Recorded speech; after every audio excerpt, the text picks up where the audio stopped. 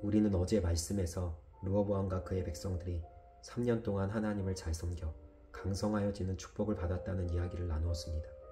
그러나 시간이 흘러 르호보암의 마음이 변질됩니다. 1절 말씀입니다. 르호보암의 나라가 견고하고 세력이 강해지매 그가 여호와의 율법을 버리니 온 이스라엘이 본받은지라. 아멘. 르호보암이 교만해졌습니다. 하나님이 나라를 견고하게 하시고 세력을 강하게 하신 것인데 마치 자신이 한 것인 것처럼 목이 곧아졌습니다. 우리는 형통할 때 조심해야 합니다. 잘 될 때 오히려 넘어질 수 있습니다. 모든 일이 술술 잘 풀릴 때 하나님을 버릴 수 있는 것입니다. 문제는 르호보암의 범죄가 르호보암만으로 끝난 것이 아니라는 사실입니다. 그는 왕입니다. 대단한 영향력이 있습니다. 르호보암이 하나님의 말씀을 버리니 모든 이스라엘 백성들이 그것을 본받았습니다.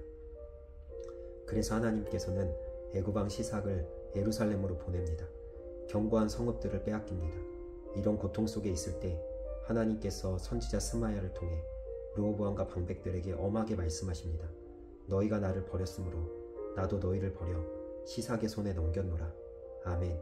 여기서 르호보암이 참 잘한 것이 하나 있습니다. 바로 하나님 앞에 납작 엎드렸다는 것입니다. 4절 말씀입니다.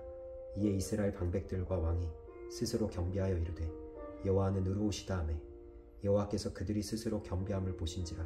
아멘. 르호보암과 백성들이 하나님 앞에서 겸비합니다.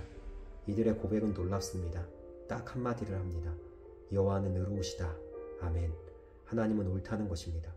하나님이 선하시다는 것입니다. 비록 지금 하나님께서 우리에게 손을 대셔서 애굽으로 인해 괴롭힘을 당하고 있지만 하나님이 아니라 철저히 우리들이 잘못했기 때문에 일어난 일이라는 것을 고백하는 것입니다.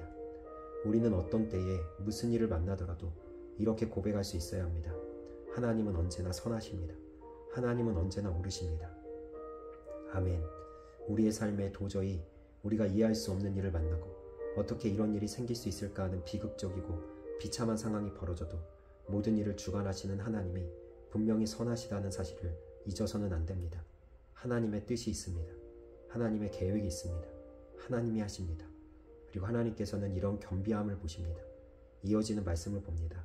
여호와의 말씀이 스마야에게 임하여 이르시되 그들이 스스로 겸비하였으니 내가 멸하지 아니하고 저희를 조금 구원하여 나의 노를 시삭의 손을 통하여 예루살렘에 쏟지 아니하리라. 아멘. 하나님께서 이스라엘을 용서하십니다. 그리고 노를 거두십니다. 하나님 앞에 겸비하는 우리의 회개를 하나님께서 보십니다. 언제나 하나님이 옳으시다고 고백하는 우리의 믿음을 보시는 것입니다. 그러나 하나님께서는 완전히 손을 거두시지는 않습니다. 그 이유가 무엇입니까? 8절 말씀입니다. 그러나 그들이 시삭의 종이 되어 나를 섬기는 것과 세상 나라들을 섬기는 것이 어떠한지 알게 되리라 하셨더라. 아멘. 하나님은 얼마 동안 얼마만큼 애굽왕 시삭의 손에 유다를 넘깁니다. 그리고 세상의 왕을 섬기는 것과 하나님을 섬기는 것이 어떤 차이가 있는지 깨닫게 하십니다. 하나님을 섬기는 것과 세상을 섬기는 것, 어느 것이 더 좋은 것입니까? 하나님을 믿으면서도 어떤 이들은 세상을 쫓아가는데 더 흥미를 느낄 수도 있습니다. 이것에 대해서 사도 바울은 단호하게 말합니다. 로마서 6장 16절 말씀입니다. 너희 자신을 종으로 내주어 누구에게 순종하든지 그 순종함을 받는 자의 종이 되는 줄을 너희가 알지 못하느냐? 혹은 죄의 종으로 사망에 이르고 혹은 순종의 종으로 의에 이르느니라. 아멘. 우리가 세상의 종이 되는 것은 죄의 종이 되는 것입니다. 그것이 처음에는 흥미롭고 즐거움과 같으나 그 마지막은 사망입니다.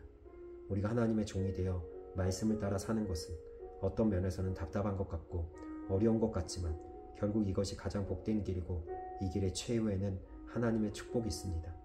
어느 길을 따르시겠습니까?